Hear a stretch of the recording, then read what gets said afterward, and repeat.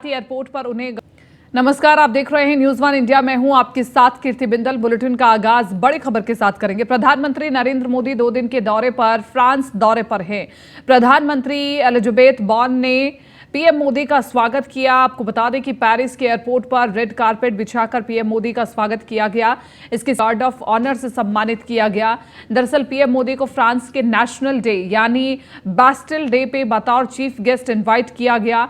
और दूसरी तरफ डिफेंस काउंसिल ने भारतीय नौसेना के लिए 26 राफेल एम लड़ाकू विमान खरीदने के लिए प्रपोजल को मंजूरी दे दी है।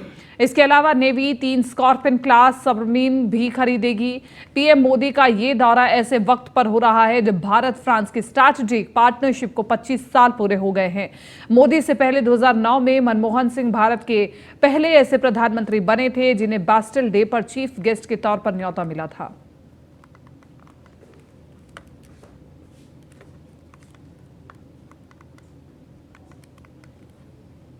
पीएम मोदी ने फ्रांसीसी अखबार लेस इकोस को दिए साक्षात्कार में भारत की मजबूत हो रही इकोनॉमी पर जोर दिया।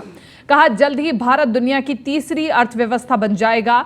और वहीं पीएम मोदी ने ग्लोबल साउथ और पश्चिमी दुनिया के बीच भारत की भूमिका पर जोर दिया। साथ ही भारत की प्राचीन समृद्ध सभ्यता की चर्चा करते हुए भारत को लोकतंत्र का बड़ा पहरुआ बताया। दिखाते एक रिपोर्ट इस पर।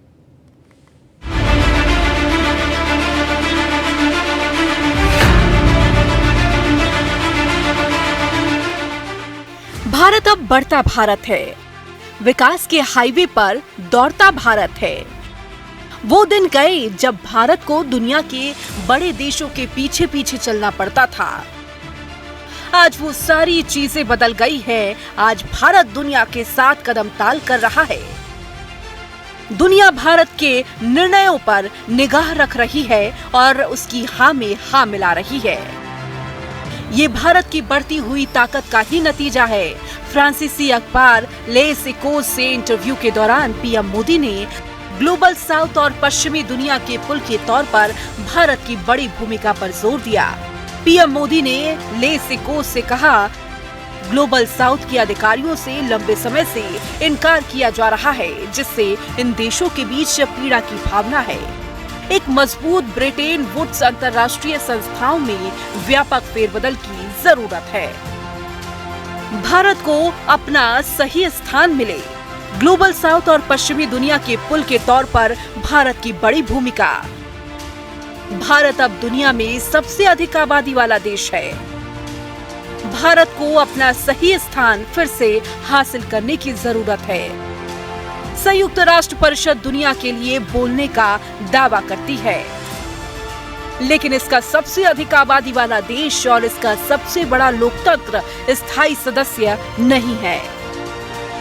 वहीं पीएम ने भारत को विकसित राष्ट्र बनाने का अपना विजन बताया। पीएम ने कहा, खुशहाल भारत, प्रगतिशील भारत हमारी प्राथमिकता। स्वतंत्रता की 100वीं वर्षगांठ 2047 के लिए एक स्पष्ट दृष्टिकोण के साथ काम कर रहे हैं। 2047 में भारत को एक विकसित देश बनते देखना चाहते हैं, जहां शिक्षा, स्वास्थ्य, बुनियादी ढांचे मजबूत हो। भारत एक जीवंत और सहभागी संघीय लोकतंत्र बना रहेगा, जिसमें सभी नागरिक अपने अधिकारों के प्रति सुरक्षित है।